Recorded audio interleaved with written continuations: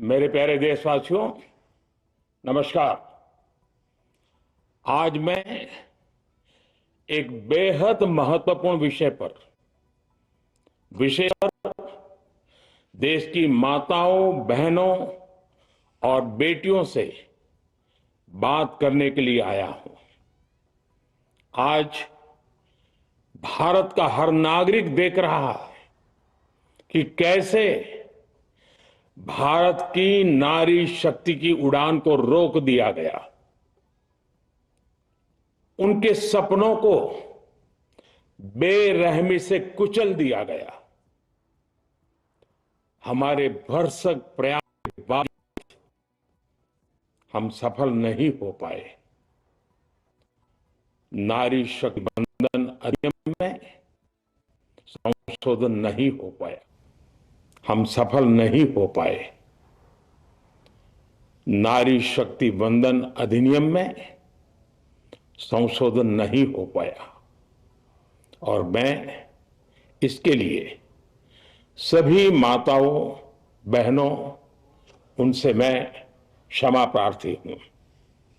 साथियों, हमारे लिए देश हित सर्वोपरि है, लेकिन जब कुछ लोगों के लिए दल हित सब कुछ हो जाता है, दल हित देश हित से बड़ा हो जाता है, तो नारी शक्ति को, देश हित को इसका खामियाजा उठाना पड़ता है। इस बार भी यही हुआ है। कांग्रेस, डीएमके, टीएमसी और समाजवादी पार्टी जैसे दलों की स्वार्थी राजनीति का नुकसान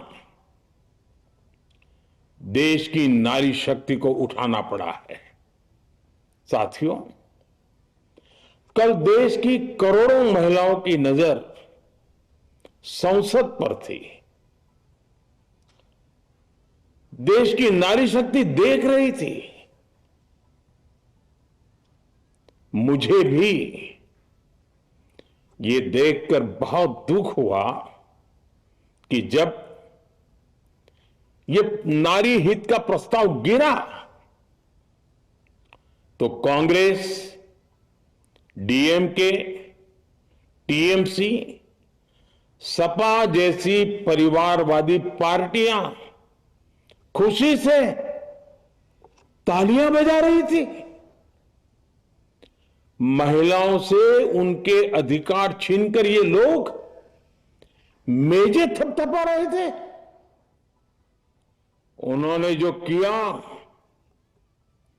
वो केवल टेबल पर थाप नहीं थी, वो नारी के स्वाभिमान पर, उसके आत्मसम्मान पर चोट थी। और नारी सब भूल जाती है, अपना अपमान कभी नहीं भूलती। इसलिए संसद में कांग्रेस और उसके सहयोग के उन सबके व्यवहार की कसक हर नारी के मन में हमेशा रहेगी। देश की नारी जब भी अपने क्षेत्र में इन नेताओं को देखेगी तो वो याद करेगी कि इन्हीं लोगों ने संसद में महिला आरक्षण को रोकने का जश्न मनाया था, खुशियां मनाई थी। कल संसद में नारी शक्ति वंदन संशोधन का जिन दलों ने विरोध किया है, उनसे मैं दो टूक कहूंगा। ये लोग नारी शक्ति को फॉर ग्रांटेड ले रहे हैं। वो ये भूल रहे हैं कि 21वीं सदी की नारी देश की हर घटना पर नजर रख रही है। वो उनकी मंशा भांप रही है और सच्चाई भी भली भांति जान चुकी है। इसलिए महिला आरक्षण विरोध करके जो पाप विपक्ष ने किया है, इसकी उन्हें सजा जरूर मिलेगी। इन दलों ने संविधान निर्माताओं की भावनाओं का भी अपमान किया है और जनता द्वारा इसकी सजा से भी वो बच नहीं पाएंगे। साथियों, सदन में नारी शक्ति वंदन संशोधन किसी से भी कुछ छीनने का नहीं था। नारी शक्ति वंदन संशोधन हर किसी को कुछ न कुछ देने का था, देने के लिए संशोधन का था। ये 40 साल से लटके हुए नारी के हक को 2029 के अगले लोकसभा चुनाव से उसका हक देने का संशोधन था। नारी शक्ति वंदन संशोधन 21वीं सदी के भारत की नारी को नए अवसर देने, नई उड़ान देने, उसके सामने से बाधाएं हटाने का महायज्ञ था। देश की 50% यानी आधी आबादी को उसका अधिकार देने का साफ नियत के साथ, ईमानदारी के साथ किया गया एक पवित्र प्रयास था। नारी को भारत की विकास यात्रा में सहयात्री बनाने और सबको जोड़ने का प्रयास था। नारी शक्ति वंदन संशोधन समय की मांग है। नारी शक्ति वंदन संशोधन उत्तर, दक्षिण, पूरब, पश्चिम सभी राज्यों की, हर राज्य की शक्ति में समान वृद्धि का प्रयास था। ये संसद में सभी राज्यों की आवाज को अधिक शक्ति देने का प्रयास था। राज्य छोटा हो, राज्य बड़ा हो, राज्य की आबादी कम हो या राज्य की आबादी ज्यादा हो, सबकी समान अनुपात में शक्ति बढ़ाने की कोशिश थी। लेकिन इस ईमानदार प्रयास की कांग्रेस और उसके सहयोगियों ने सदन में पूरे देश के सामने भ्रूण हत्या कर दी है, भ्रूण हत्या कर दी है। ये Congress, TMC, Samajwadi party, DMK जैसे दल इस भ्रूण हत्या के गुनहगार हैं। ये देश के संविधान के अपराधी हैं। ये देश की नारी शक्ति के अपराधी हैं। साथियों, कांग्रेस महिला आरक्षण के विषय से ही नफरत करती है। उसने हमेशा से ही महिला आरक्षण को रोकने के लिए षड्यंत्र किए हैं। इस दिशा में पहले जितनी बार भी प्रयास हुए, हर बार कांग्रेस ने इसमें रोड़े अटकाए हैं। इस बार भी कांग्रेस और उसके साथियों ने महिला आरक्षण को रोकने के लिए एक के बाद एक नए झूठ का सहारा लिया। कभी संख्या को लेकर, कभी किसी और तरीके से कांग्रेस और उसके साथियों ने देश को गुमराह करने की कोशिश की। ऐसा करके इन दलों ने भारत की नारी शक्ति के सामने अपना असली चेहरा सामने ला दिया है, अपना मुखौटा उतार दिया है। साथियों, मुझे व्यक्तिगत तौर पर आशा थी कि कांग्रेस अपनी दशकों पुरानी गलती सुधारेगी। कांग्रेस अपने पापों का प्रायश्चित करेगी। लेकिन कांग्रेस ने इतिहास रचने का, महिलाओं के पक्ष में खड़े होने का अवसर खो दिया। कांग्रेस खुद देश के अधिकांश हिस्सों में अपना वजूद खो चुकी है। कांग्रेस परजीवी की तरह क्षेत्रीय दलों की पीठ पर सवार होकर खुद को जिंदा रखे हुए है। लेकिन कांग्रेस ये भी नहीं चाहती कि क्षेत्रीय दलों की ताकत बढ़े।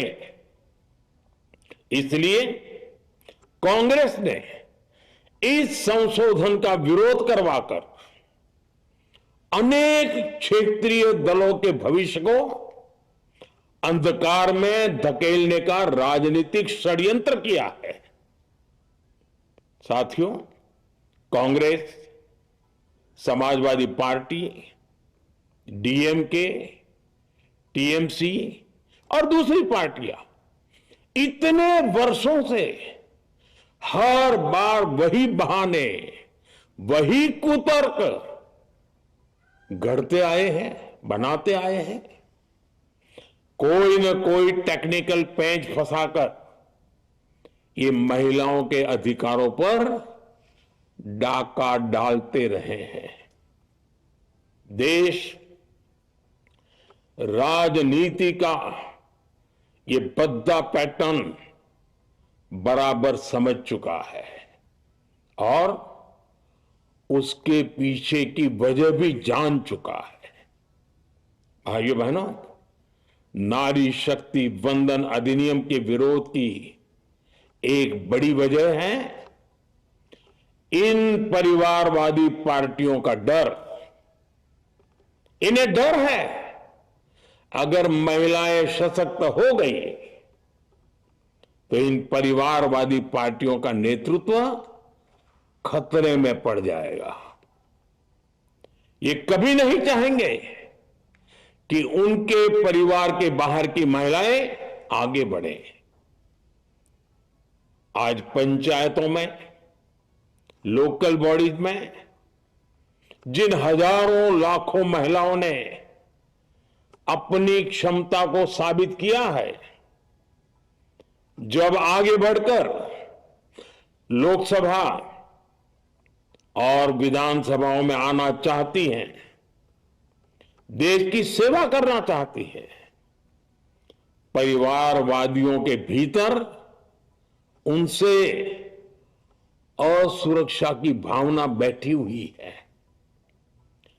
परिसीमन के बाद महिलाओं के लिए कहीं ज्यादा सीटें होगी, महिलाओं का कद बढ़ेगा। इसलिए इन लोगों ने नारी शक्ति वंदन संशोधन का विरोध किया है। देश की नारी शक्ति कांग्रेस और उसके सहयोगियों को इस पाप के लिए कभी माफ नहीं करेगी। मेरे प्रिय देशवासियों, कांग्रेस और उसके साथी दल डीलिमिटेशन पर लगातार लगातार झूठ बोल रहे हैं। ये इस बहाने विभाजन की आग को सुलगाना चाहते हैं, क्योंकि बांटो और राज करो, कांग्रेस ये पॉलिटिक्स अंग्रेजों से विरासत में सीख कर आई है और कांग्रेस आज भी उसी के सहारे चल रही है। कांग्रेस ने हमेशा देश में दरार पैदा करने वाली भावनाओं को हवा दी है।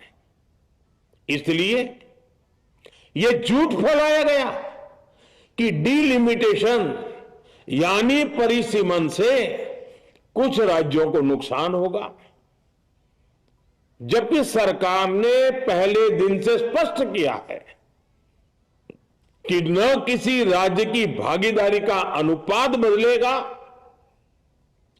न किसी का रिप्रेजेंटेशन कम होगा, बल्कि सभी राज्यों की सीटें समान अनुपात में ही बढ़ेगी। फिर भी कांग्रेस, डीएमके, टीएमसी और समाजवादी पार्टी जैसे दल इसे मानने को तैयार नहीं हुई है। साथियों, ये संशोधन बिल सभी दलों और सभी राज्यों के लिए एक मौका था, एक अवसर था। ये बिल पास होता तो तमिलनाडु, बंगाल, यूपी, केरला हर राज्य की सीटें बढ़ती, लेकिन अपनी स्वार्थी राजनीति की वजह से इन दलों ने अपने राज्यों के लोगों को भी धोखा दे दिया।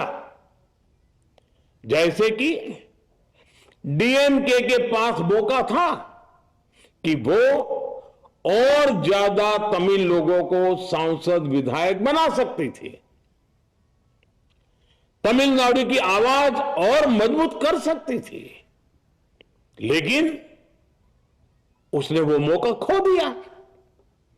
टीएमसी के पास भी बंगाल के लोगों को आगे बढ़ाने का मौका था, लेकिन टीएमसी ने भी ये मौका गंवा दिया। समाजवादी पार्टी के पास भी मौका था कि वो महिला विरोधी छवि होने के दाग को कुछ कम कर सके, लेकिन सपा भी इसमें चूक गई। समाजवादी पार्टी लोहिया जी को तो पहले ही भूल चुकी है। सपा ने नारी शक्ति वंदन संशोधन का विरोध करके लोहिया जी के सारे सपनों को पैरों तले रौंद दिया है। सपा महिला आरक्षण विरोधी है। ये यूपी की और देश की महिलाएं कभी नहीं भूलेगी। साथियों, महिलाओं के आरक्षण का विरोध करके कांग्रेस ने फिर एक बात सिद्ध कर दी है। कांग्रेस एक एंटी रिफॉर्म पार्टी है। 21वीं सदी के विकसित भारत के लिए जो भी निर्णय, जो भी रिफॉर्म जरूरी है, जो भी निर्णय देश ले रहा है, कांग्रेस उन सब का विरोध करती है, उसे खारिज कर देती है, उस काम के अंदर खलल डालती है। यही कांग्रेस का इतिहास है और यही कांग्रेस की नेगेटिव पॉलिटिक्स है। साथियों, ये वही कांग्रेस है जिसने जनधन, आधार, मोबाइल, स्त्री शक्ति का विरोध किया। कांग्रेस ने डिजिटल पेमेंट्स का विरोध किया। कांग्रेस ने जीएसटी का विरोध किया। कांग्रेस ने सामान्य वर्ग के गरीबों को आरक्षण का विरोध किया। कांग्रेस ने ट्रिपल तलाक के विरुद्ध कानून का विरोध किया। कांग्रेस ने आर्टिकल 370 हटाने का विरोध किया। हमारा संविधान, हमारे कोर्ट जिस यूनिफॉर्म सिविल कोड, समान नागरिक आचार संहिता को, यूसीसी को जरूरी बताते हैं, कांग्रेस उसका भी विरोध करती है। रिफॉर्म का नाम सुनते ही कांग्रेस विरोध की तख्ती लेकर दौड़ पड़ती है। ऐसा कोई भी काम जिससे देश मजबूत होता है, कांग्रेस उसमें बाधाएं खड़ी करने के लिए पूरी शक्ति लगा देती है। Congress one nation one election का विरोध करती है। कांग्रेस देश में घुसपैठियों को भगाने का विरोध करती है। कांग्रेस मतदाता सूची के शुद्धिकरण एसआईआर का विरोध करती है। कांग्रेस वक्फ बोर्ड में रिफॉर्म का विरोध करती है। साथियों, कांग्रेस ने शरणार्थियों को सुरक्षा देने वाले सीएए कानून तक का विरोध किया। इस पर झूठ बोलकर, अफवाहें फैलाकर देश में बवंडर खड़ा कर दिया। कांग्रेस माओवादी नक्सली हिंसा को समाप्त करने के देश के प्रयासों में भी रुकावटें डालती है। कांग्रेस का एक ही पैटर्न रहा है, कोई भी रिफॉर्म आए तो झूठ बोलो, भ्रम फैलाओ। इतिहास साक्षी है, कांग्रेस ने हमेशा यही नेगेटिव रास्ता चुना है। साथियों, जो भी कार्य देश के लिए जरूरी फैसला होता है, कांग्रेस इसको कारपेट के नीचे डाल देती है।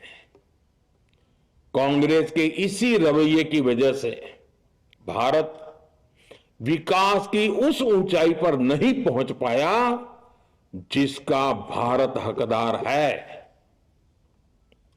आजादी के समय उस दौर में हमारे साथ और भी कई देश आजाद हुए थे। ज्यादातर देश हमसे बहुत आगे निकल गए और इसकी वजह थी कि कांग्रेस हर रिफॉर्म को रोककर बैठी रही। लटकाना, भटकाना, अटकाना, यही कांग्रेस का सिद्धांत रहा है, यही कांग्रेस का वर्क कल्चर रहा है। कांग्रेस ने पड़ोसी देशों के साथ सीमा विवादों को लटकाया। कांग्रेस ने पाकिस्तान के साथ पानी बंटवारे से जुड़े विवादों को लटकाया। कांग्रेस ने ओबीसी आरक्षण के निर्णय को 40 साल तक लटकाए रखा। कांग्रेस ने सैनिकों के लिए वन रैंक वन पेंशन को 40 साल तक रोके रखा। साथियों, कांग्रेस के इस रवैये ने हमेशा देश का बहुत बड़ा नुकसान किया है। कांग्रेस के हर विरोध, हर अनिर्णय, हर छल प्रपंच का खामियाजा देश ने भुगता है, देश की पीढ़ियों ने भुगता है। आज देश के सामने जितनी भी बड़ी चुनौतियां हैं, वो कांग्रेस के इसी रवैये से उपजी हुई है। इसलिए ये लड़ाई सिर्फ एक कानून की नहीं है, ये लड़ाई कांग्रेस की उस एंटी रिफॉर्म मानसिकता के साथ है जिसमें सिर्फ नेगेटिविटी है, नकारात्मकता है। और मुझे इसमें कोई संदेह नहीं है कि देश की सभी बहनें बेटियां कांग्रेस की इस मानसिकता को करारा जवाब दे के रहेगी। साथियों, कुछ लोग देश की महिलाओं के सपने टूटने को सरकार की नाकामी बता रहे हैं, लेकिन ये विषय कामयाबी या नाकामयाबी क्रेडिट का था ही नहीं। मैंने संसद में भी कहा था, आधी आबादी को उनका हक मिल जाने दीजिए, मैं इसका क्रेडिट विज्ञापन छपवाकर विपक्ष के सभी लोगों को दे दूंगा, लेकिन महिलाओं को दकियानुसी सोच से देखने वाले फिर भी अपने झूठ पर अड़े रहे, कायम रहे। साथियों, नारी शक्ति को भागीदारी दिलाने की लड़ाई दशकों से चल रही है। वर्षों से मैं भी इसके लिए प्रयास करने वालों में से एक हूं। कितनी ही महिलाएं ये विषय मेरे सामने उठाती रही हैं, कितनी ही बहनों ने पत्र के द्वारा मुझे सारी बातें बताई हैं। मेरे देश की माताएं, बहनें, बेटियां, मैं जानता हूं आज आप सब दुखी हैं, मैं भी आपके इस दुख में दुखी हूं। आज भले ही बिल पास कराने के लिए जरूरी 66% वोट हमें नहीं मिला हो, लेकिन मैं जानता हूं देश की 100%, 100% नारी शक्ति का आशीर्वाद हमारे साथ है। मैं देश की हर नारी को विश्वास दिलाता हूं, हम महिला आरक्षण के रास्ते में आने वाले हर रुकावट को खत्म करके रहेंगे, हटा करके रहेंगे। हमारा हौसला भी बुलंद है, हमारी हिम्मत भी अटूट है और हमारा इरादा भी अड़िग है। महिला आरक्षण का विरोध करने वाली पार्टियां ये देश की नारी शक्ति को संसद और विधानसभाओं में उनकी भागीदारी बढ़ाने से कभी भी रोक नहीं पाएंगे। सिर्फ वक्त का इंतजार है। नारी शक्ति के सशक्तिकरण का बीजेपी एनडीए का संकल्प अक्षुण्ण है। कल हमारे पास संख्या बल नहीं था, लेकिन इसका मतलब ये नहीं है कि हम हार गए। हमारा आत्मबल अजय है। हमारा प्रयास रुकेगा नहीं, हमारा प्रयास थमेगा नहीं। हमारे पास आगे भी और मौके आएंगे। हमें आधी आबादी के सपनों के लिए, देश के भविष्य के लिए इस संकल्प को पूरा करना ही है। आप सबका बहुत बहुत धन्यवाद।